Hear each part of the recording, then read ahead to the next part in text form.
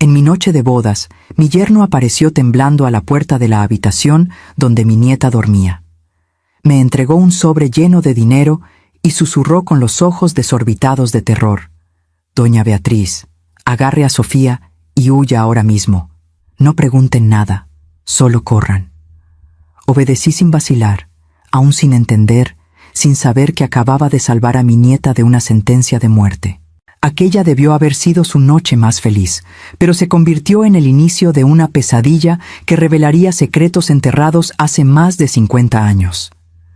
Antes de empezar, quiero saber desde dónde nos están viendo. Dejen en los comentarios el nombre de su país y escriban presente. Me encanta saber que nuestra historia llega a personas de tantos lugares diferentes. Tengo 73 años y ya he vivido lo suficiente para saber cuándo algo está terriblemente mal. Aquella noche en Oaxaca, cuando las últimas notas de la banda de viento se disiparon y los invitados empezaron a dejar la hacienda colonial donde celebramos la boda de Sofía, mi nieta, sentí un vuelco en el pecho que no podía explicar. El aire estaba perfumado con jazmín y champaña. Las luces blancas parpadeaban en los árboles del jardín, y Sofía radiaba felicidad en su vestido de encaje francés. Pero algo dentro de mí, esa intuición que solo trae la edad, me decía que la noche estaba lejos de terminar bien. Estaba en el cuarto de huéspedes, quitándome los zapatos apretados y masajeando mis pies cansados, cuando oí unos golpes frenéticos en la puerta.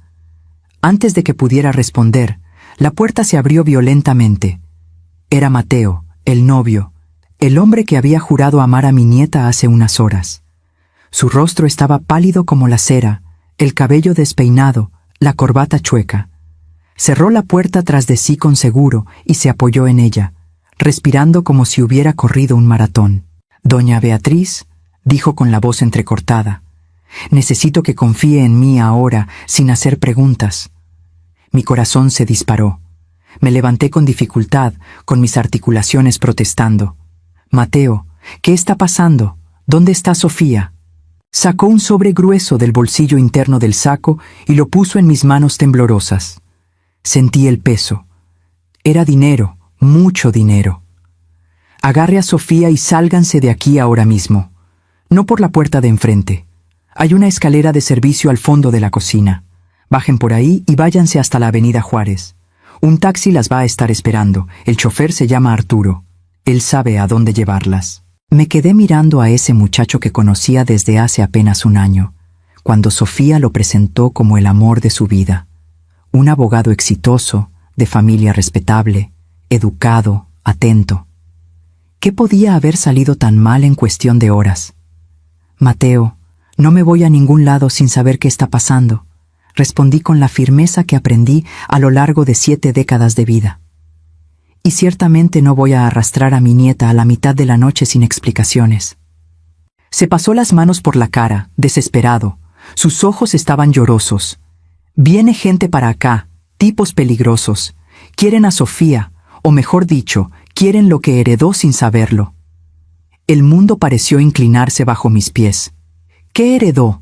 ¿De qué estás hablando?» Mateo miró hacia la puerta, como si esperara que alguien la derribara en cualquier momento. «Su hijo, el padre de Sofía, Rodrigo. Él no murió en un accidente de trabajo como todos piensan. Lo asesinaron, doña Beatriz. Y las tierras que le dejó a Sofía, tierras que quedaron a su nombre cuando cumplió 18 años, valen millones ahora. Hay personas que harán lo que sea por quitárselas». Sentí que las piernas me flaqueaban. Tuve que apoyarme en la cómoda.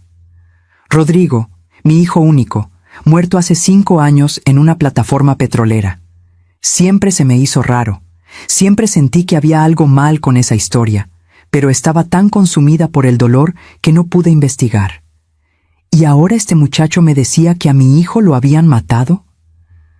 «¿Cómo sabes eso?», pregunté, sintiendo lágrimas calientes rodar por mi rostro arrugado. «Porque mi padre me lo contó hoy, 1 hora antes de la ceremonia. Él está metido, doña Beatriz. Mi propio padre es parte del grupo que mató a Rodrigo.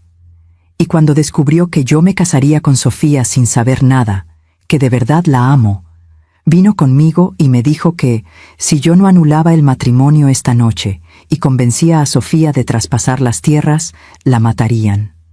Dijeron que lo harían parecer un accidente, una tragedia en la noche de bodas. El horror me invadió por completo. Miré a ese muchacho, tan joven, tan atormentado, y vi que estaba diciendo la verdad. Vi el amor que le tenía a Sofía, el desespero de quien tiene que elegir entre su familia y la mujer amada. ¿Dónde está tu familia ahora?, pregunté. Allá abajo tomando con los últimos invitados. Pero los hombres que mi padre contrató deben llegar en media hora. Por favor, doña Beatriz, se lo ruego, sáquese a Sofía de aquí. Yo voy a enfrentar a mi padre. Voy a ganar tiempo, pero ustedes tienen que desaparecer hasta que yo logre resolver esto. Asentí, secándome las lágrimas. No había tiempo para cuestionar, para dudar, para procesar la bomba que acababa de caer sobre mi vida. ¿Dónde está Sofía? En la suite nupcial, esperándome. Ve con ella. Dile que la necesito urgente, que me puse mal. Tráela aquí sin llamar la atención. Mateo asintió y salió corriendo. Me quedé sola en esa habitación, sosteniendo el sobre con manos temblorosas, tratando de organizar mis pensamientos caóticos. Mi hijo, asesinado. Mi nieta, en peligro. Y yo, una vieja de 73 años con artritis y presión alta, a punto de huir en la madrugada como una criminal. Abrí mi maleta y saqué ropa cómoda. Un pants, una sudadera de lana, tenis. Me cambié rápido, guardando el sobre al fondo de mi bolsa grande. Mis medicinas para el corazón, mis documentos, el rosario que me dio mi madre, todo fue a dar dentro de la bolsa. 5 minutos después, Sofía entró al cuarto. Todavía traía el vestido de novia, el velo echado sobre los hombros, los ojos brillando de felicidad. Abuela, Mateo dijo que te pusiste mal. ¿Qué pasó? ¿Quieres que llame a un doctor? Cerré la puerta y le puse el seguro. Miré a mi nieta, tan linda, tan inocente, tan ajena al peligro que la acechaba. Sofía, mi vida, necesito que confíes en mí ahora. Quítate ese vestido y ponte esto. Le entregué ropa sencilla. Abuela, ¿qué está pasando? Es mi noche de bodas. Lo sé, mi amor, lo sé, pero tenemos que salir de aquí ya mismo. Te voy a explicar todo en el camino, pero por favor confía en mí. ¿Confías en tu abuela? Me miró confundida, asustada, pero asintió. Siempre he confiado en ti, abuela. Entonces ponte esa ropa, rápido. Sofía obedeció, aunque sus manos temblaban al quitarse el vestido que había escogido con tanto cariño. La ayudé con el cierre, con el corazón roto al ver aquel momento mágico transformarse en pesadilla. En 5 minutos ya estaba vestida con jeans y una blusa simple, con tenis en los pies. ¿Y Mateo?, preguntó ella, con lágrimas en los ojos. Él sabe, él nos ama, y está haciendo lo posible por protegernos. La tomé de la mano y salimos del cuarto.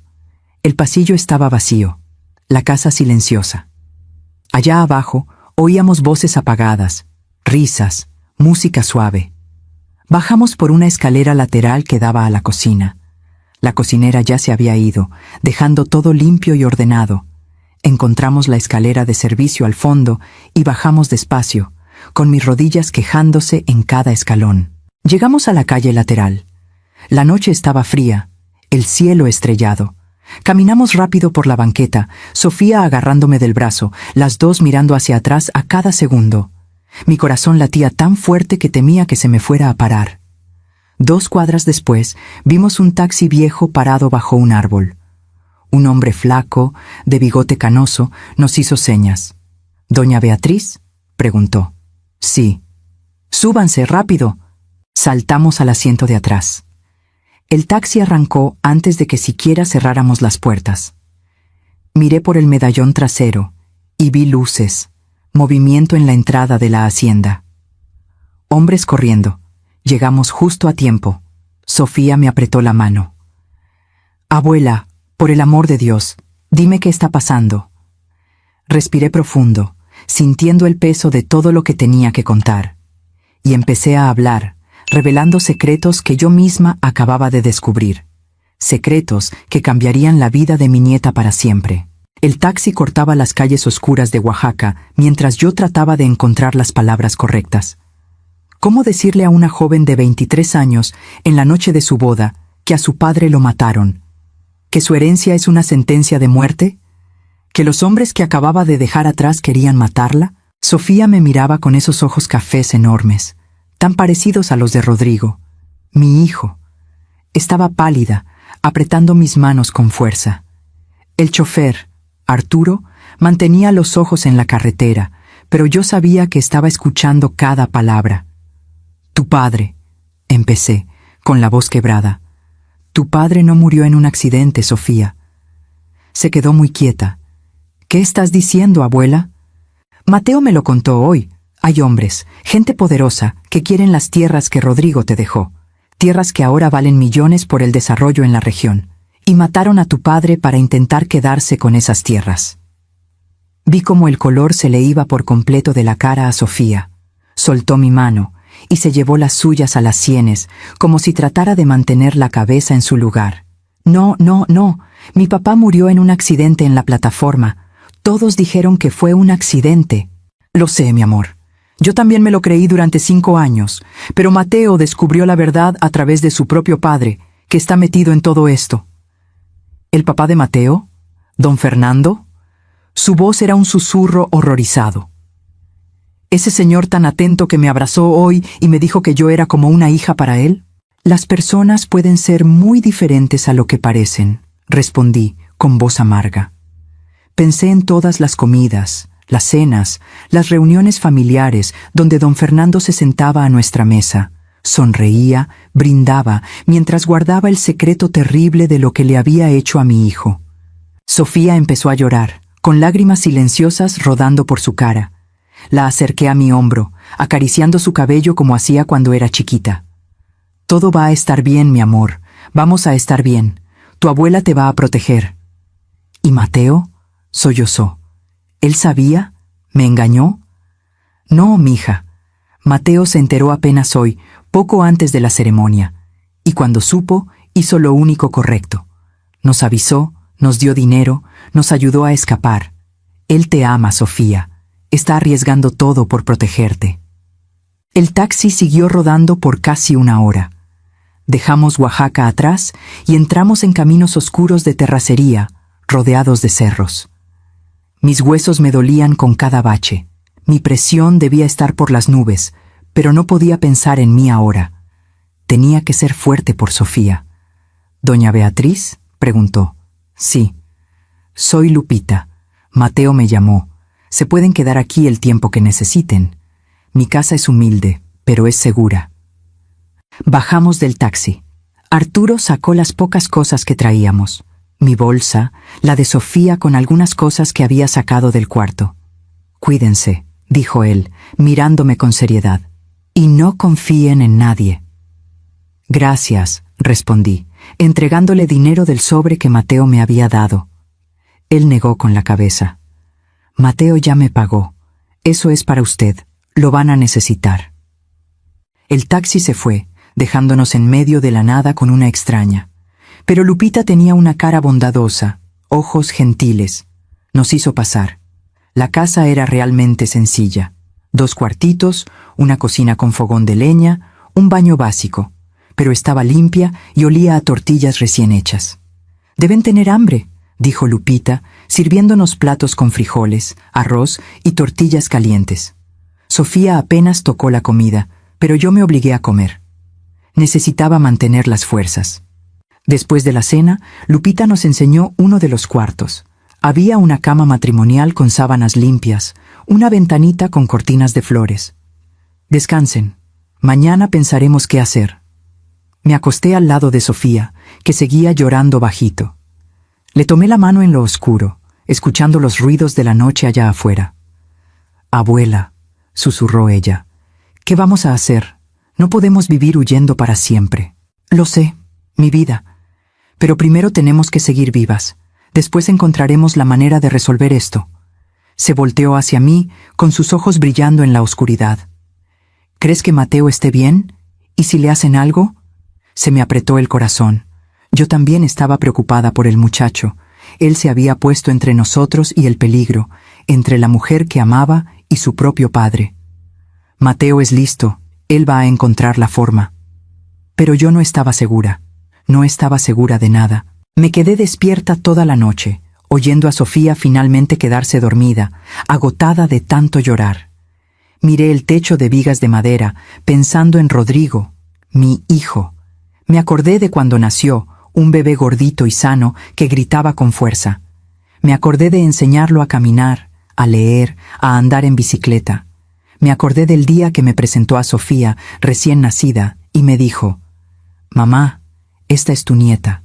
Cuídala si algo me llega a pasar». En ese entonces pensé que estaba siendo dramático, pero ahora entendía. Rodrigo sabía que estaba en peligro. Sabía que esas tierras traerían problemas, y me pidió que protegiera a su hija. Lágrimas silenciosas corrieron por mi cara arrugada. «Te lo prometo, hijo», susurré en la oscuridad. «La voy a proteger con mi vida, lo juro por lo más sagrado». Al amanecer, desperté con el olor a café de olla.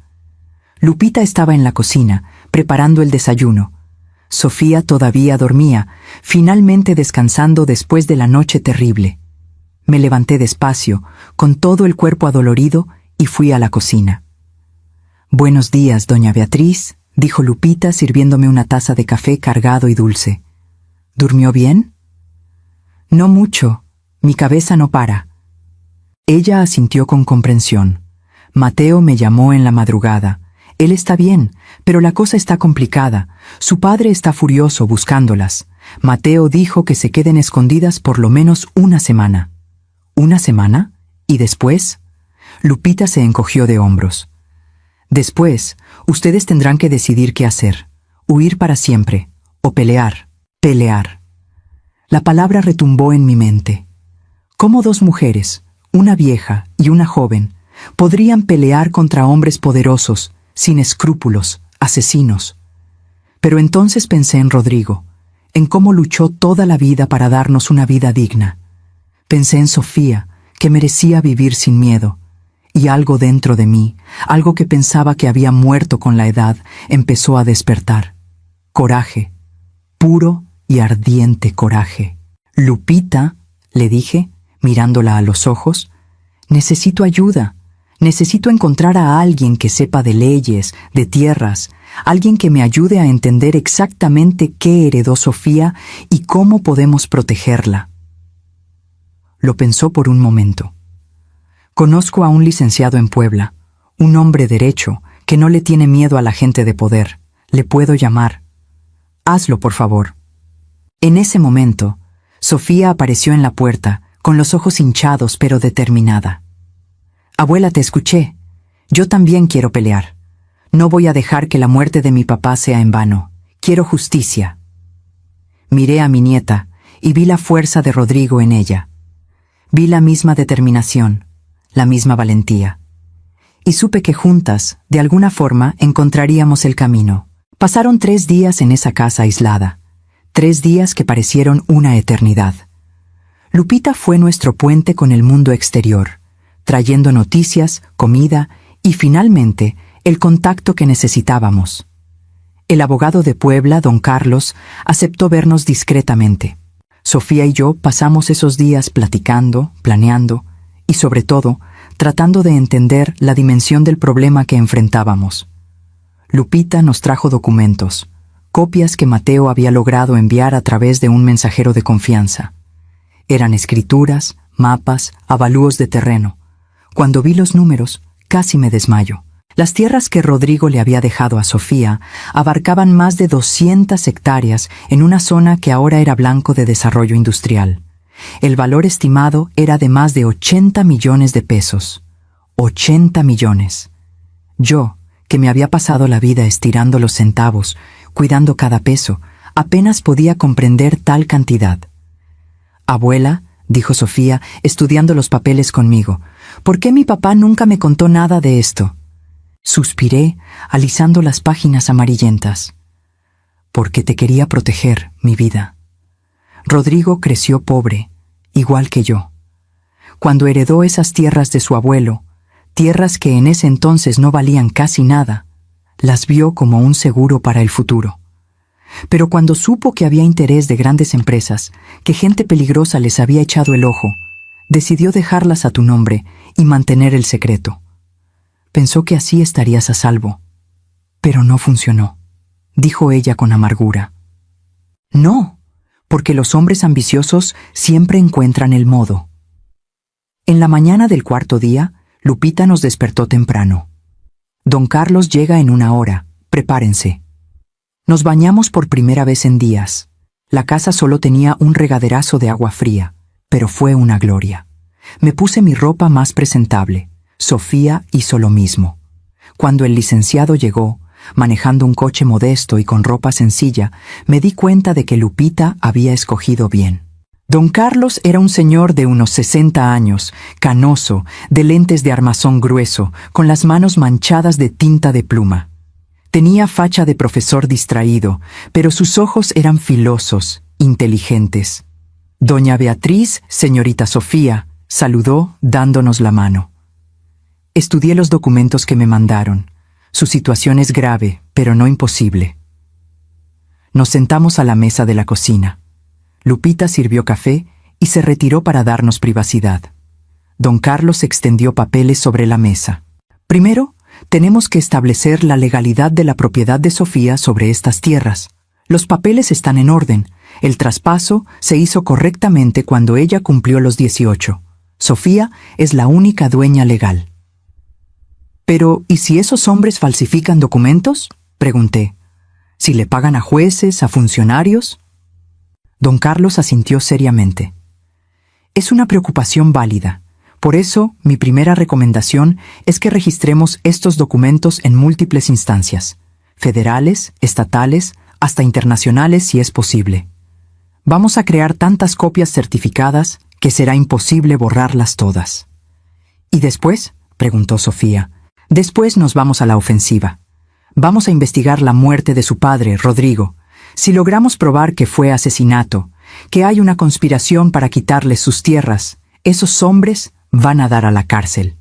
Sentí una chispa de esperanza. ¿Pero cómo? Ya pasaron 5 años. Las pruebas ya deben haber desaparecido. No necesariamente. Tengo contactos, investigadores, periodistas, gente que no se queda callada ante la injusticia. Vamos a levantar cada piedra, entrevistar a cada testigo. Alguien sabe algo, siempre hay alguien que vio, que oyó. Sofía me tomó la mano. Abuela, ¿crees que debamos hacer esto? Es peligroso. La miré, a esa joven que era todo lo que me quedaba de Rodrigo. Mi vida, ya estamos en peligro. Huir no va a resolver nada. Esos hombres no van a parar hasta conseguir lo que quieren. Nuestra única oportunidad es exponerlos, destruir su operación antes de que ellos nos destruyan a nosotras. Don Carlos estuvo de acuerdo. Doña Beatriz tiene razón, pero tenemos que ser cuidadosos. Un paso en falso y estarán muertas.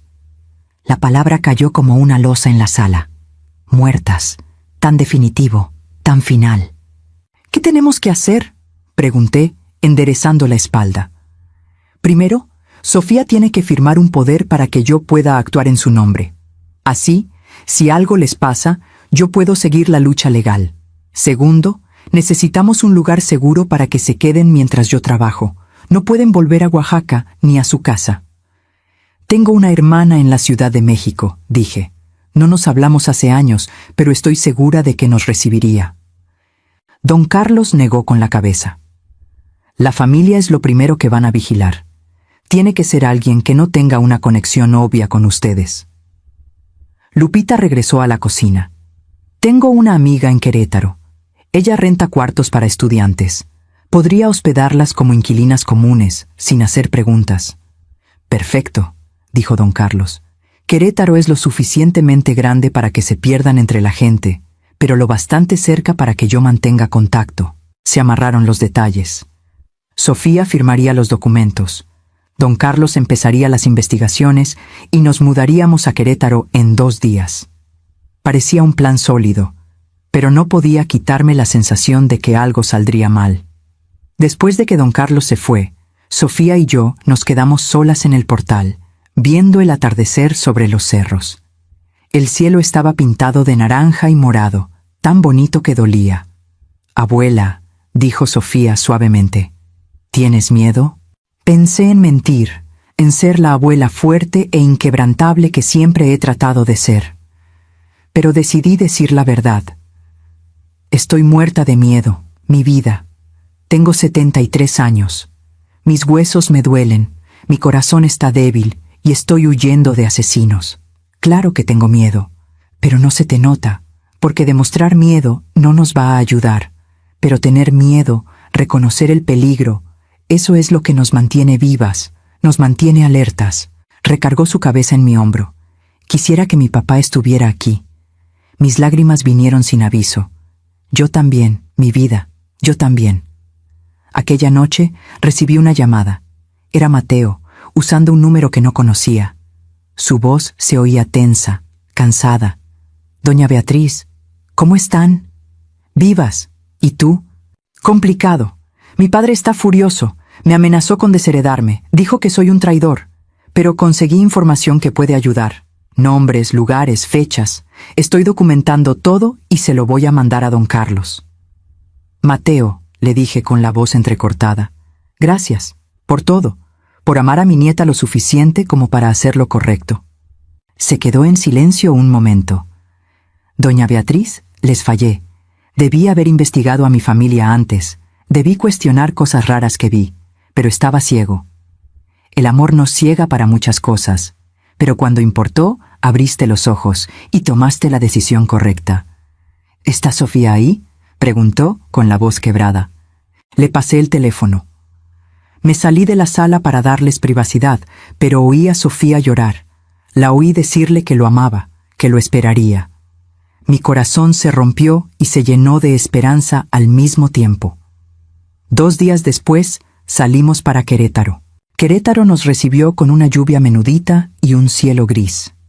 La amiga de Lupita, doña Socorro, era una señora robusta de unos 60 años, con una sonrisa amplia y ojos desconfiados. Nos instaló en un cuartito en el 2º piso de su casa, una casona vieja pero bien cuidada cerca de la universidad. «Las reglas son simples», dijo, enseñándonos el cuarto con una cama matrimonial, un ropero antiguo y una ventanita que daba a la calle. «Nada de ruido después de las 10 de la noche, nada de visitas de hombres. La renta se paga el primer día de cada mes. Y no me hagan preguntas, que yo no les hago ninguna a ustedes». «Perfecto», respondí, entregándole dinero por adelantado. Sofía y yo nos acomodamos rápido. Compramos ropa nueva en tiendas sencillas, nos cortamos el cabello en una estética barata. Sofía se lo tiñó de castaño oscuro, yo me dejé mi blanco natural. Queríamos mezclarnos, ser invisibles. Los días en Querétaro siguieron una rutina monótona pero necesaria. Yo despertaba temprano, preparaba café en una parrillita eléctrica que doña Socorro nos prestó, me tomaba mis medicinas y esperaba. Esperar se convirtió en mi principal ocupación. Esperar noticias de don Carlos, llamadas de Mateo, alguna señal de que las cosas estaban avanzando. Sofía consiguió trabajo en una cafetería cerca de la universidad. Insistió en trabajar. Dijo que quedarse quieta la volvería loca. Yo me preocupaba. ¿Y si alguien la reconocía? Pero entendía la necesidad. La muchacha necesitaba sentirse útil, normal, aunque nuestra situación fuera todo menos normal. Pasaron 2 semanas, luego 3. Don Carlos llamaba cada pocos días con actualizaciones pequeñas. Había encontrado al antiguo supervisor de Rodrigo en la plataforma petrolera, un hombre que admitió haber visto cosas raras el día de la muerte de mi hijo. Había encontrado documentos que mostraban que la investigación oficial se cerró muy rápido, de forma muy superficial. Las piezas del rompecabezas empezaban a encajar, pero despacio, tan despacio. Yo pasaba mis días caminando por las calles de Querétaro, siempre alerta, siempre mirando por encima del hombro. Visité iglesias, prendí veladoras, recé. Le pedí a Dios, a la Virgen, a todos los santos que conozco, que nos protegieran, que nos dieran fuerza. Mi fe siempre ha sido sencilla, práctica. No esperaba milagros, pero sí un poco de suerte, un poco de justicia. Una tarde, mientras estaba sentada en una banca de la plaza principal, viendo a las palomas pelearse por migajas de pan, una mujer se sentó a mi lado. Era más joven que yo, tal vez de unos 60, bien vestida, con el cabello teñido de rubio y maquillaje cuidado. «¿Doña Beatriz?», dijo bajito. Se me detuvo el corazón. ¿Cómo sabía mi nombre? Miré a mi alrededor, buscando rutas de escape, pero mi cuerpo viejo no iba a llegar muy lejos si tenía que correr. «No tenga miedo», dijo rápido. «Mi nombre es Silvia, soy periodista. Don Carlos me pidió que la encontrara». Respiré, pero seguía cautelosa. «¿Cómo puedo saber qué es quien dice ser?». Sacó una cartera del bolsillo y me enseñó su gafete de prensa. Luego me enseñó una foto en su celular, una foto de ella con don Carlos, los dos sonriendo. Él me contó su historia y quiero ayudar. «¿Por qué?», pregunté desconfiada. «¿Qué gana usted con esto?». Silvia miró hacia la plaza, a los niños jugando, a las parejas de la mano. «A mi hermano lo mataron hace 10 años, en circunstancias parecidas. Tierras, desarrollo, gente de poder queriendo quitarle lo que era suyo. Nunca pude probar nada, nunca tuve justicia. Pero tal vez, con su historia, logre exponer a estos monstruos». La miré, vi el sufrimiento real en sus ojos y decidí confiar. «¿Qué necesita de mí?». «Su historia, todos los detalles. Voy a escribir un reportaje, publicarlo en un periódico nacional. La presión pública es un arma muy poderosa, doña Beatriz. Estos hombres actúan en las sombras porque nadie está mirando. Pero si les echamos luz, van a tener que retroceder». Pasamos las siguientes 2 horas en esa banca, y le conté todo. De Rodrigo, de su muerte, de Sofía y la boda, de la huida, de las tierras. Silvia grabó cada palabra, tomó notas, me hizo preguntas específicas. Era profesional, meticulosa. «Voy a necesitar hablar con Sofía también», dijo ella, «y con Mateo, si él acepta». «Les voy a preguntar». Aquella noche, cuando Sofía regresó del trabajo, le conté de Silvia. Se puso nerviosa. «Abuela, ¿y si nos expone? ¿Y si esto nos pone en más peligro?». «Mi vida, ya estamos en peligro. Pero si nos quedamos calladas, ellos ganan. Necesitamos aliados, gente que conozca nuestra historia y pueda presionar por justicia». Sofía lo pensó, mordiéndose el labio como siempre hacía cuando estaba ansiosa. «Está bien, hablaré con ella». La entrevista con Sofía fue 2 días después, en un café discreto. Silvia fue amable, respetuosa, pero firme en sus preguntas. Sofía contó de la boda, de la huida, del amor que le tenía a Mateo y el terror de descubrir que a su padre lo habían asesinado. «¿No tienes miedo de hablar públicamente?», preguntó Silvia. «Estoy muerta de miedo», admitió Sofía. «Pero mi papá no tuvo miedo de pelear por lo que era correcto. No voy a deshonrarlo quedándome callada». Sentí que el orgullo me inundaba el pecho. Mi nieta, tan joven, pero tan fuerte. Mateo aceptó dar una entrevista también, pero solo por teléfono, con la voz distorsionada. Reveló nombres de personas involucradas, incluyendo a su propio padre, Fernando Salcedo, un empresario respetado en Oaxaca. Reveló esquemas de sobornos, amenazas, incluso otros asesinatos que él sospechaba estaban ligados al grupo. «Esto va a destruir a tu familia», dijo Silvia. «Mi familia ya está destruida», respondió Mateo. «Me destruí a mí mismo cuando supe la verdad y no hice nada. Ahora lo estoy haciendo». El reportaje salió publicado 3 semanas después, una investigación de plana completa en uno de los principales diarios del país. El título: «Imperio de sangre. Cómo empresarios asesinan por tierras en Oaxaca». La reacción fue explosiva. El reportaje de Silvia cayó como una bomba. En 24 horas estaba en todos los noticieros nacionales. Programas de televisión debatían el caso, las redes sociales ardían de indignación. Fotos de Rodrigo, de Sofía, incluso mías, fotos viejas de la familia, circulaban por todos lados. Don Carlos me llamó esa mañana, con la voz vibrando de emoción. Doña Beatriz, lo logramos. La Fiscalía Federal abrió una investigación. No tienen de otra con toda esta presión pública. Pero junto con la esperanza vino el miedo. Porque ahora todo el mundo sabía quiénes éramos, dónde habíamos estado, lo que teníamos. Nos convertimos en blancos todavía más grandes. Tenemos que irnos de Querétaro, dijo Sofía, con los ojos pegados al celular, donde leía comentario tras comentario. Todo el mundo nos conoce ahora, cualquiera nos puede encontrar. Tenía razón. Ya habíamos recibido 3 visitas raras esa mañana, reporteros queriendo entrevistarnos, curiosos queriendo conocer a las mujeres valientes del reportaje. Doña Socorro se estaba poniendo nerviosa. Don Carlos consiguió una casa de seguridad, un departamentito en la Ciudad de México, en una colonia de clase media donde nadie nos conocería. Nos mudamos esa misma noche, llevándonos solo lo esencial. La Ciudad de México era enorme, ruidosa, caótica, perfecta para desaparecer. El departamento era chiquitito, un cuarto, una estancia que servía de cocina, un baño apretado. Pero tenía protecciones en las ventanas, puerta reforzada y estaba en el 5º piso. Nos sentimos razonablemente seguras. Los días siguientes fueron una montaña rusa de emociones. La investigación federal avanzaba. 5 hombres fueron arrestados, incluyendo a Fernando Salcedo, el padre de Mateo. Los cargos eran graves: conspiración para homicidio, extorsión, falsificación de documentos. Rodrigo no había sido la única víctima. Descubrieron al menos otros 3 casos parecidos, otras familias destruidas por la ambición de ese grupo. Mateo nos visitó por primera vez 2 semanas después. Sofía y yo estábamos cenando sopa de fideo cuando tocó a la puerta. Sofía corrió a abrir y se abrazaron en el pasillo, llorando, besándose, como si no se hubieran visto en años. Estaba más flaco, con ojeras profundas, pero sus ojos brillaron al ver a Sofía.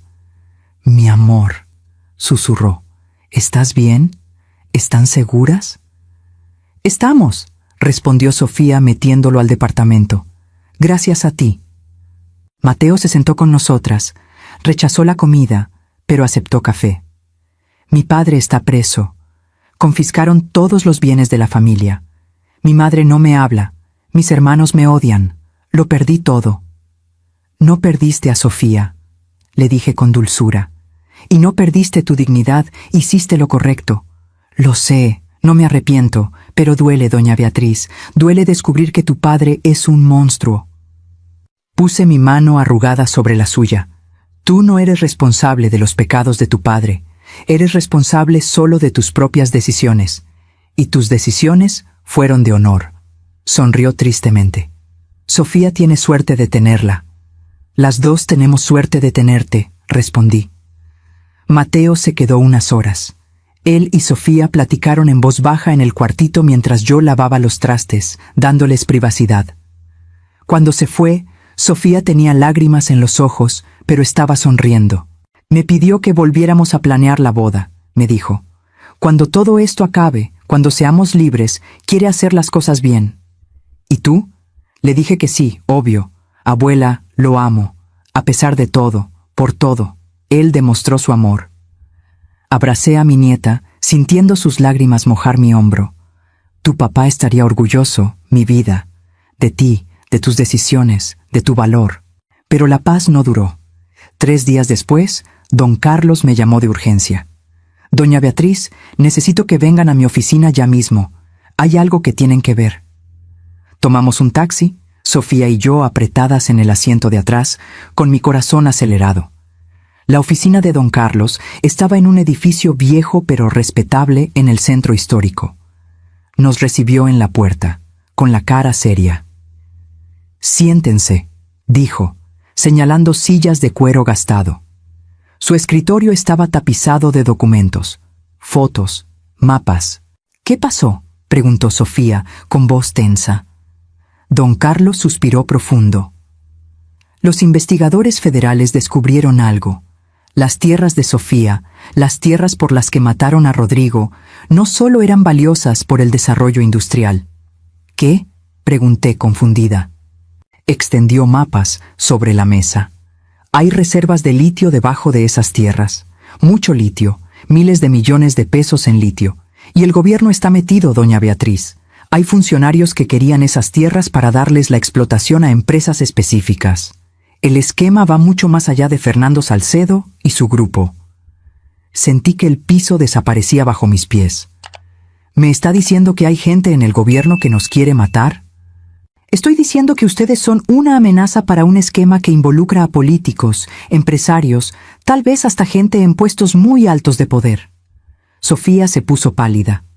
¿Entonces nunca vamos a estar seguras? ¿Ni con los arrestos, ni con la investigación? Don Carlos vaciló. Hay una solución. Pueden vender las tierras. Puedo negociar un precio justo, depositar el dinero en una cuenta afuera y se pueden ir. Dejar México, empezar de cero en otro país. Huir, dije con amargura. Otra vez. Sobrevivir, corrigió don Carlos.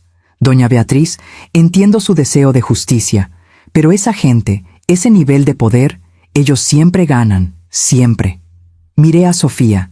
Ella miraba sus propias manos, con lágrimas cayendo en silencio. Abuela, susurró, estoy cansada. Cansada de tener miedo, de huir, de mirar por encima del hombro. Tal vez tenga razón. Tal vez deberíamos agarrar el dinero e irnos. Mi corazón quería gritar que no podíamos dejar que los asesinos de Rodrigo ganaran, que la justicia importaba. Pero mi cabeza cansada y vieja, veía la lógica. Veíamos a dos mujeres contra un imperio de corrupción. ¿Cómo podíamos ganar? ¿Cuánto tiempo tenemos para decidir?, pregunté. Unos días, pero no muchos. La presión está subiendo. Hubo un intento de entrar a su departamento anoche. ¿Qué?, gritó Sofía. El portero los detuvo, pero no era alguien queriendo robar. Eran profesionales, doña Beatriz. Alguien mandó a por ustedes. El miedo me atravesó como un hielo. Sabían dónde estábamos. A pesar de todo el cuidado, nos encontraron. Tenemos que salir de ahí ya, dije, levantándome. Don Carlos ya tenía un plan. Nos llevó a un hotel discreto, pagó en efectivo, se registró con un nombre falso. Quédense aquí, no salgan del cuarto. Voy a trabajar en las opciones. Pasamos la noche en ese cuarto de hotel, con las cortinas cerradas, la televisión prendida en volumen bajo solo para tapar el silencio pesado. Sofía estaba acostada en la cama, mirando el techo. Yo estaba sentada en un sillón, agarrando mi rosario, rezando. «Abuela», dijo Sofía de repente, «si vendemos las tierras y nos vamos, ¿a dónde iríamos?», pensé. «Tal vez a España. Tengo primas lejanas allá. O a Argentina. Dicen que Buenos Aires es muy bonito». «¿Y Mateo?». «Mateo se puede ir con nosotras, si él quiere». Se sentó, mirándome con los ojos rojos de llorar. ¿Pero eso sería justo? ¿Sacarlo de su vida, de su carrera, solo porque yo no soy lo suficientemente fuerte para pelear? «Sofía, escucha», dije, moviéndome para sentarme con ella en la cama. «No se trata de fuerza, se trata de supervivencia. Tu papá peleó y murió. No quiero el mismo destino para ti». «¿Pero y la justicia? ¿Y todas esas otras familias que sufrieron? Si huimos, ¿quién va a pelear por ellas?». Sus palabras me dieron directo en el blanco, porque tenía razón. Silvia, la periodista, había encontrado otras 5 familias, otros 5 casos de asesinato, extorsión, robo. Si nos rendíamos ahora, todo ese dolor iba a ser en vano. Pero ¿y si peleábamos y perdíamos la vida? No dormí esa noche. Me quedé sentada en ese sillón incómodo del hotel, viendo a Sofía finalmente dormirse agotada, y pensé en toda mi vida. 73 años de luchas, de pérdidas, de victorias chiquitas y tragedias grandes. Perdí a mi marido joven, cuando Sofía ni siquiera nacía. Crié a Rodrigo sola, trabajando de empleada doméstica, lavando ajeno, haciendo lo que fuera para poner comida en la mesa. Y cuando finalmente Rodrigo creció, se hizo un hombre de bien. Me dio una nieta hermosa. Me lo arrebataron unos monstruos ambiciosos. Al amanecer, tomé una decisión. Cuando Sofía despertó, me encontró vestida, sentada en la orilla de la cama, con los papeles que don Carlos nos dio regados a mi alrededor. «Abuela», dijo ella tallándose los ojos, ¿Dormiste? No. Pero pensé, y ya decidí. Se sentó alerta. ¿Qué decidiste? No vamos a huir, no vamos a vender, vamos a pelear. Sofía se me quedó viendo, con la boca abierta. Pero abuela, tú misma dijiste. Ya sé lo que dije, pero me pasé la noche pensando en Rodrigo, en todas esas familias, en cuánta gente más va a sufrir si dejamos que estos monstruos ganen. Y decidí que prefiero morir peleando que vivir huyendo. Las lágrimas llenaron los ojos de Sofía. Abuela, tienes 73 años. No es tu responsabilidad salvar al mundo. No estoy tratando de salvar al mundo, mi vida. Estoy tratando de salvar la memoria de mi hijo y darte a ti un futuro donde no tengas que tener miedo. Empezó a llorar. ¿Y si nos matan? Entonces, moriremos sabiendo que luchamos, que no nos doblamos. Eso no es poca cosa, Sofía. Me abrazó, sollozando en mi hombro. Está bien, abuela. Vamos a pelear, pero con una condición. ¿Cuál? Prométeme que me vas a dejar protegerte también. Prométeme que no vas a hacer nada estúpido o heroico sin decirme antes. Sonreí acariciando su cabello. Prometo intentar. Llamé a don Carlos. No vamos a vender, vamos a exponerlos a todos, vamos a la lucha hasta el final. Hubo un silencio. Luego suspiró. Doña Beatriz, son mujeres muy valientes o muy tontas, pero las voy a ayudar. Vamos a necesitar un plan de hierro. El plan se armó en los días siguientes. Don Carlos, Silvia la periodista, Mateo y hasta algunos de los investigadores federales que resultaron derechos. Formamos una especie de equipo. El objetivo era simple: juntar pruebas suficientes no solo para encerrar a Fernando Salcedo y sus cómplices directos, sino para exponer toda la red de corrupción, incluyendo a los políticos metidos. Mi papel era ser la cara pública de la lucha, la abuela anciana que perdió a su hijo y se negaba a callarse. Silvia organizó entrevistas en programas de tele, radios, periódicos. Al principio estaba muerta de nervios. Nunca había salido en la tele, no sabía cómo portarme, qué decir, pero Silvia me enseñó. Sea usted misma, doña Beatriz. Cuente su verdad. La gente conecta con lo auténtico. Mi primera entrevista fue en un programa matutino muy popular. Me senté en un sillón suavecito, con luces brillantes apuntándome, una conductora sonriente haciéndome preguntas. Temblaba tanto que el agua en el vaso a mi lado bailaba. «Doña Beatriz», preguntó la conductora, ¿por qué arriesgar su vida y la de su nieta? ¿Por qué no aceptar el dinero y vivir en paz? Miré directo a la cámara. Porque la paz comprada con sangre no es paz. Porque mi hijo Rodrigo merece justicia. Porque hay otras madres, otras abuelas, que perdieron hijos por esta banda de criminales de cuello blanco. Y alguien tiene que decir, ya basta. La entrevista se hizo viral. En 2 días tenía millones de vistas. Mensajes de apoyo llegaban por miles, pero también amenazas. Amenazas horribles, detalladas, describiendo exactamente cómo me matarían, cómo harían sufrir a Sofía. Don Carlos contrató seguridad para nosotras. 2 expolicías, hombres serios y callados que nos acompañaban a todos lados. Era raro, hasta penoso, pero necesario. La investigación federal avanzaba. Más nombres salieron a la luz. Un senador, 2 diputados, el director de una agencia de desarrollo regional. El escándalo crecía día con día. Y entonces vino el golpe que lo cambiaría todo. Uno de los investigadores federales, un muchacho llamado Luis, descubrió documentos escondidos en las oficinas de Fernando Salcedo. Documentos que probaban no solo el esquema de las tierras, sino también que el accidente de Rodrigo había sido planeado minuciosamente. Había correos, transferencias bancarias para el hombre que saboteó la plataforma, hasta fotos tomadas el día antes de su muerte, enseñando cómo seguían a Rodrigo.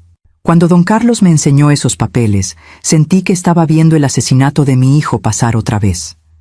Había correos discutiendo la eliminación del problema Rodrigo. Había un presupuesto para el servicio. Había todo. Con esto, dijo don Carlos, con la voz temblorosa de la emoción. Podemos hundirlos, a todos ellos. Pero hubo un precio. A Luis, el investigador que encontró los papeles, lo mataron 2 días después. Dijeron que fue un asalto, que estuvo en el lugar equivocado a la hora equivocada. Pero todos sabíamos la verdad. Sofía entró en pánico. Abuela, están matando gente, nos van a matar a nosotras también. Tal vez, respondí, sorprendentemente tranquila. Pero ahora tenemos las pruebas. Si algo nos pasa, ya están copiadas y repartidas con decenas de periodistas, abogados, investigadores. Nuestra muerte solo haría esas pruebas más fuertes. Era una lógica fría, pero real. Nos volvimos demasiado peligrosas para que nos mataran. Se fijó la fecha del juicio. Fernando Salcedo y otros 12 acusados enfrentarían cargos de homicidio, conspiración, corrupción. Los medios cubrían cada detalle. El país entero estaba viendo. Mateo apareció la víspera del juicio. Estaba irreconocible. Había bajado de peso, tenía los ojos hundidos, pero había una determinación en él que no le había visto antes. Voy a testificar, dijo. Contra mi padre, contra todos ellos. Voy a contar todo lo que sé. Sofía lo abrazó. Mateo, te pueden meter a la cárcel a ti también. Vivías con ellos, te pueden considerar cómplice. No importa, tengo que hacerlo.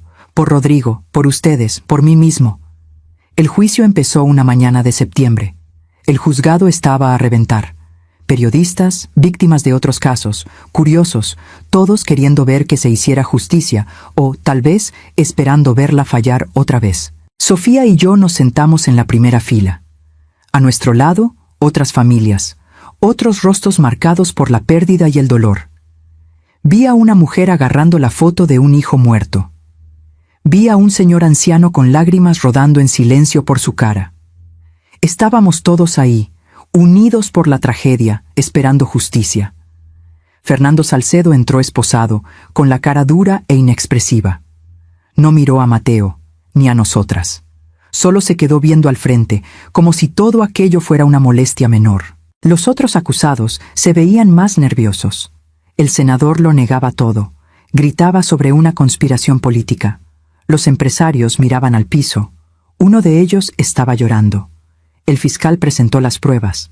Se leyeron los correos en voz alta. Se exhibieron los documentos en pantallas grandes.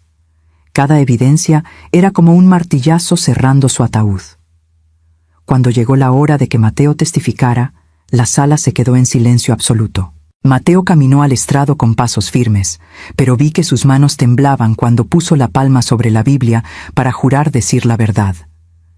Por primera vez desde que entró al juzgado, Fernando Salcedo levantó la vista.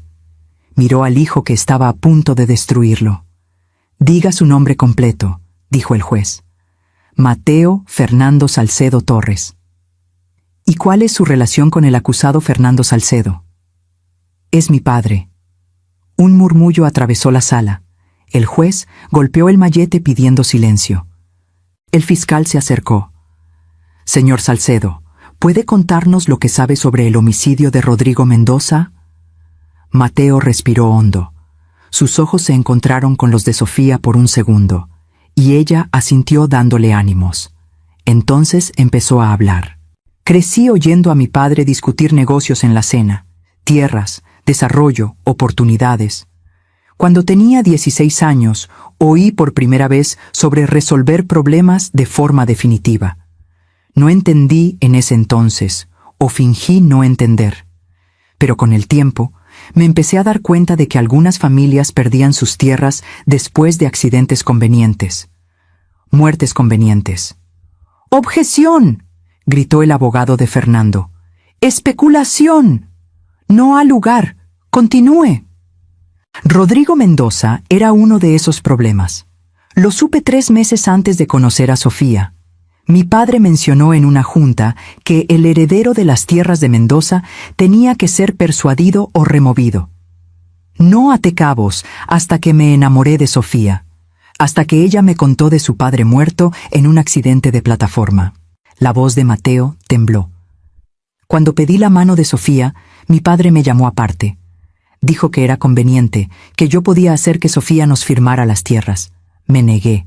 Dije que amaba a Sofía, que no la iba a usar.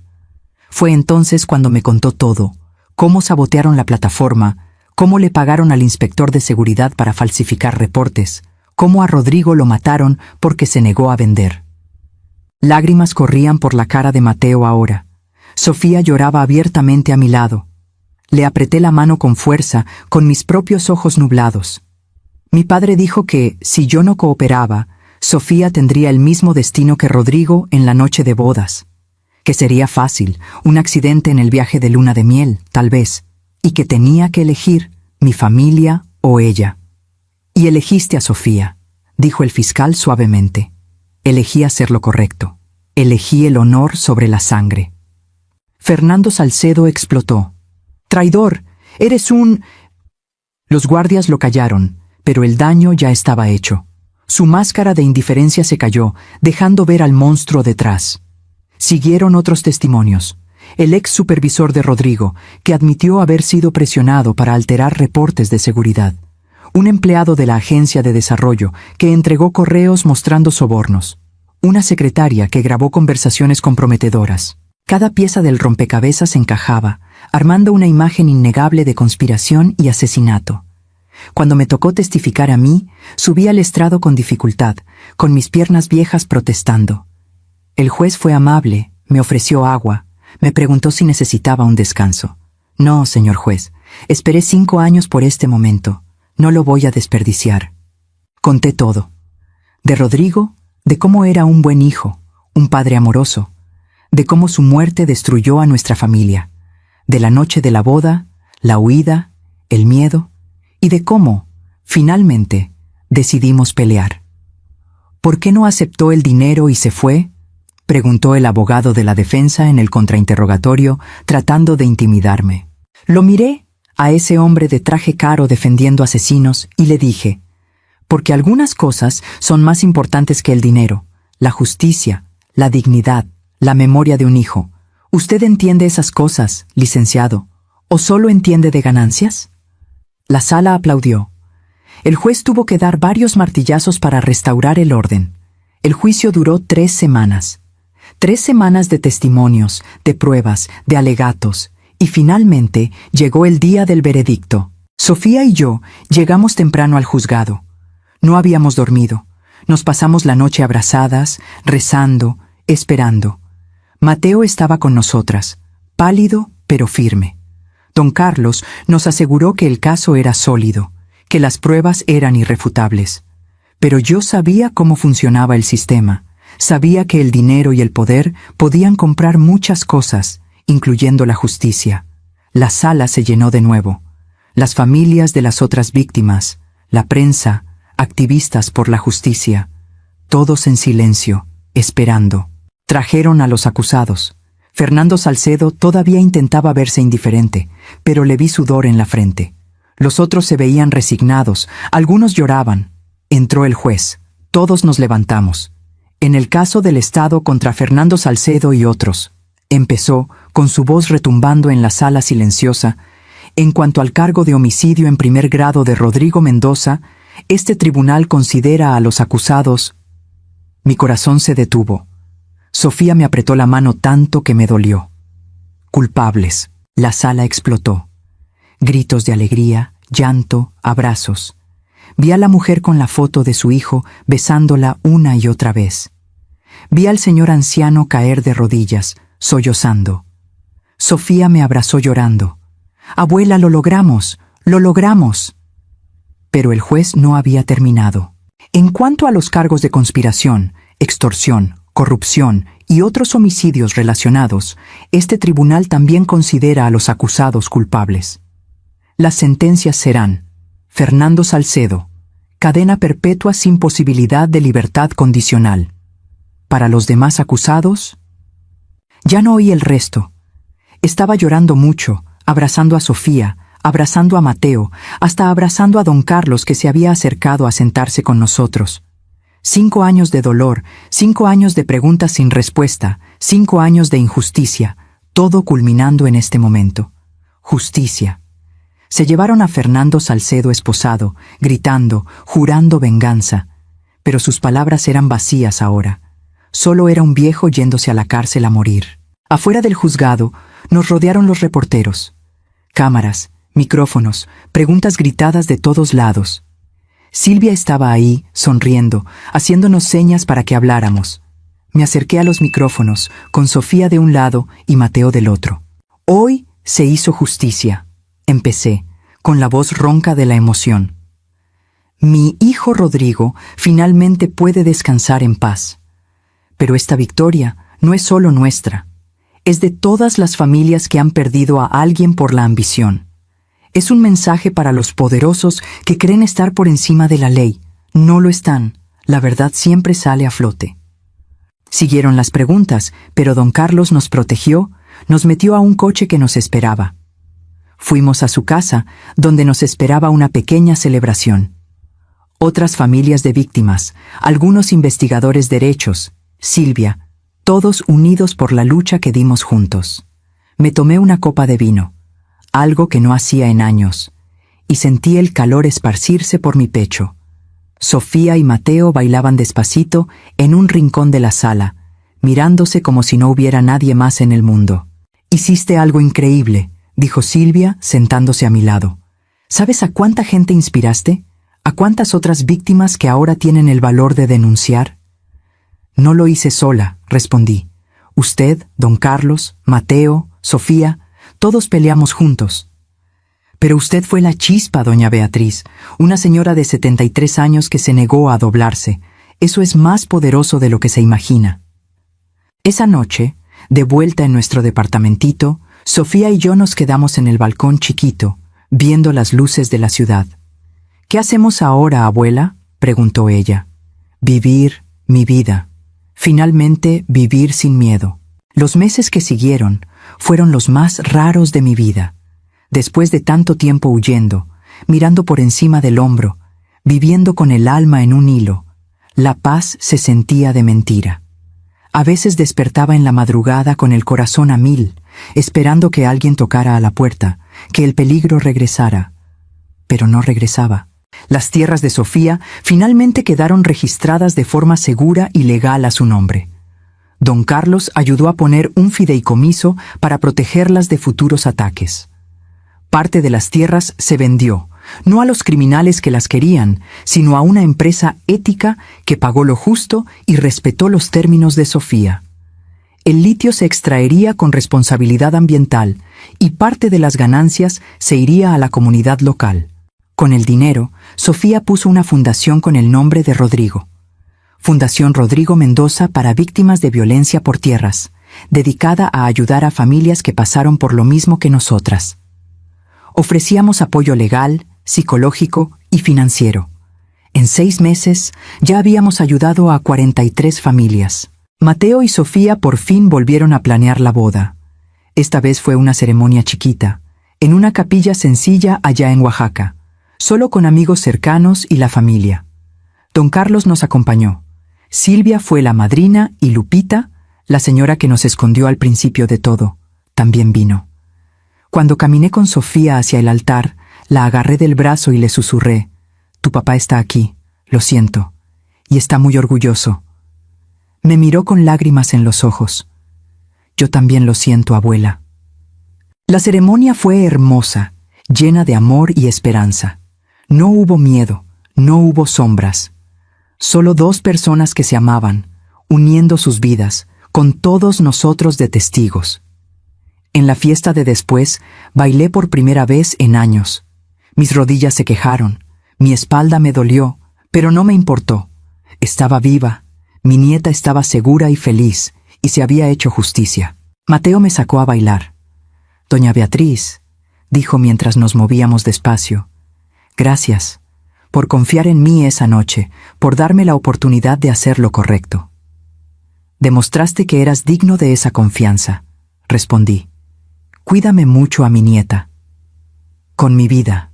En los meses que siguieron, me armé una rutina. Despertaba temprano, me tomaba mi café, leía las noticias. Trabajaba unas horas en la fundación, revisando casos, hablando con las víctimas. Luego comía con Sofía, a veces con Mateo. Por las tardes, iba a la iglesia, prendía veladoras por Rodrigo, rezaba. Era una vida sencilla, pero era la mía, sin miedo. Un día, 6 meses después del juicio, recibí una carta. Era de Fernando Salcedo, desde la cárcel. Mi primera reacción fue tirarla, pero algo me hizo abrirla.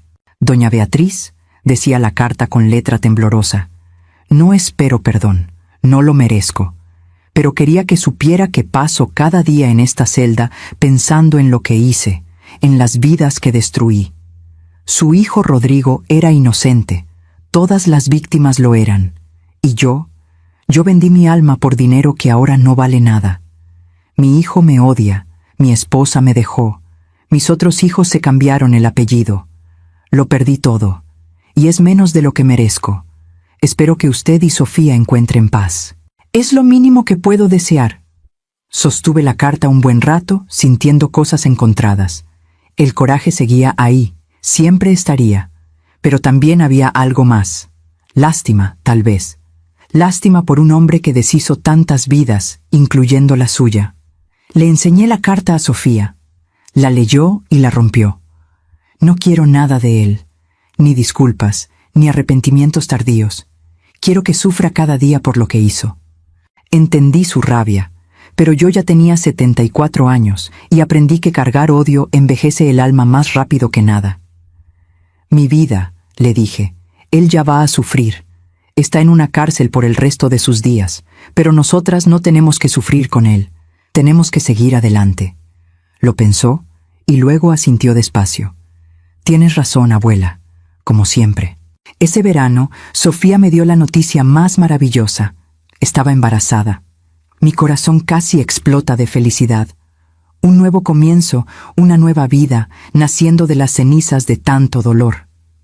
Le vamos a poner Rodrigo, dijo ella, con las manos en su vientre todavía plano. Si es niño, tu papá estaría muy honrado, respondí llorando de alegría. Durante los meses del embarazo de Sofía, la cuidé como la había cuidado cuando era bebé. Le preparaba sus antojos, le masajeaba los pies hinchados, le leía cuando no podía dormir. Era como un círculo cerrándose. Yo había cuidado a Rodrigo, luego a Sofía, y ahora me preparaba para conocer a otra generación. El bebé nació en febrero, una mañana fría pero soleada. Un niño sano, con pulmones fuertes y ojos curiosos. Cuando lo cargué por primera vez, vi a Rodrigo en él. La misma forma de la cara, las mismas manitas chiquitas pero fuertes. «Hola, pequeño Rodrigo», le susurré. «Tu bisabuela está aquí, y te voy a contar historias de tu abuelo, de un hombre bueno que peleó por lo que era justo, y vas a crecer sabiendo que vienes de una familia de guerreros». Sofía me miraba desde la cama del hospital, agotada pero radiante. «Abuela, ¿crees que viva lo suficiente para verlo crecer?» Sonreí. «Mi vida, pienso llegar a los 100. Este niño necesita a su bisabuela». Y de veras pensaba hacerlo. Tenía mucho por vivir todavía. Quería ver a Rodrigo crecer, dar sus primeros pasos, decir sus primeras palabras. Quería seguir trabajando en la fundación, ayudando a familias. Quería ver que la justicia siguiera adelante. Hoy, sentada en el portal de la casa que Sofía y Mateo compraron, una casa preciosa con jardín y cuartos para todos, miro hacia atrás al camino que recorrimos y todavía me asombro. 2 mujeres, una vieja y una joven, contra un imperio de corrupción. Y ganamos. No fue fácil. Hubo noches de terror, días de desespero, momentos en que pensé que no la libraríamos, pero la libramos. Y más que eso, salimos adelante. El pequeño Rodrigo ya tiene 8 meses, gateando por la sala, riéndose. Sofía trabaja medio tiempo en la fundación. Mateo volvió a litigar, pero ahora defiende a víctimas de injusticias. Y yo simplemente vivo. Cada día es un regalo. A veces todavía tengo pesadillas. Sueño con aquella noche de bodas, con la huida, con las caras de los hombres que querían matarnos. Pero despierto y veo a mi familia a mi alrededor. Veo la vida que construimos de las ruinas y sé que valió la pena. La fundación sigue creciendo. En el último año ayudamos a 120 familias. Silvia escribió un libro sobre nuestra historia, que se volvió un éxito de ventas e inspiró cambios en la ley para proteger a los herederos de tierras valiosas. Don Carlos ahora entrena a otros abogados en cómo pelear contra la corrupción. Nuestra historia se volvió más grande que nosotras. Se volvió un símbolo de que la gente común puede enfrentar al poder y ganar. Que la justicia, aunque sea difícil, es posible. Hoy es el cumpleaños de Rodrigo. Cumpliría 53 años. Sofía y yo fuimos al panteón temprano, llevando flores frescas y al pequeño Rodrigo. Nos sentamos en el pasto a un lado de la tumba y le conté al bebé sobre su abuelo. Era valiente como tu mamá, y atento como vas a ser tú, y peleó por lo que era correcto, aunque fuera difícil. Eso es lo que significa ser un Mendoza. Sofía lloró en silencio. Aún después de tanto tiempo, el dolor de la pérdida seguía ahí. Pero ahora también había paz, sabiendo que su muerte no fue en vano, que logramos que se hiciera justicia. Al regresar a casa, el sol se estaba poniendo, pintando el cielo de tonos rosa y naranja. Agarré la mano de Sofía con una mano, y con la otra empujaba la carriola del bebé. 3 generaciones, caminando juntas, unidas por el amor y por la lucha. «Abuela», dijo Sofía de repente, «gracias por no rendirte, por pelear, por mantenerme fuerte cuando yo quería tirar la toalla». «Mi vida», respondí apretándole la mano, «tú también me mantuviste fuerte a mí. Nos salvamos las dos». Y era cierto. Sola, yo tal vez me hubiera rendido. Pero teniendo a Sofía que proteger, teniendo un motivo por el cual pelear, encontré fuerzas que no sabía que tenía. Ahora, mientras escribo estas palabras, sentada en mi cuarto cómodo, con el sonido de Sofía cantándole al bebé allá abajo, me siento completa. Mi vida no fue fácil. Perdí mucho, sufrí mucho, pero también amé mucho, peleé mucho y finalmente gané. Si alguien está leyendo esto, alguien que está pasando por una injusticia, por miedo, por opresión, le quiero decir, pelee. No importa qué tan imposible parezca, no importa qué tan poderosos sean sus enemigos. La verdad tiene poder. La justicia, aunque sea lenta, existe. Y la gente común, cuando decide levantarse, puede mover montañas. Tengo 74 años ahora. Mis huesos me duelen, mi corazón está débil, mi vista me falla. Pero mi espíritu nunca ha estado tan fuerte, porque sé que viví con dignidad, que peleé por lo correcto, que protegí a los que amaba. Y cuando me llegue mi hora, cuando finalmente me reúna con Rodrigo, podré mirarlo a los ojos y decirle, «Lo logré, hijo, protegí a tu hija, logré justicia para ti, y dejé un mundo un poquito mejor para tu nieto». Por ahora, sigo viviendo, un día a la vez, rodeada de amor, fortalecida por la victoria, en paz, finalmente. Esta es mi historia. La historia de cómo una noche de bodas se volvió una huida se volvió una pelea, y una pelea se volvió victoria. No es una historia perfecta, no tiene final de cuento de hadas, pero es real, es mía, es nuestra, y con eso basta. Ahora, si les gustó esta historia, denle clic en suscribirse y díganme en los comentarios qué parte los dejó con el ojo cuadrado. Ah, y no olviden hacerse miembros para tener acceso a videos exclusivos que no subo aquí. Los espero allá.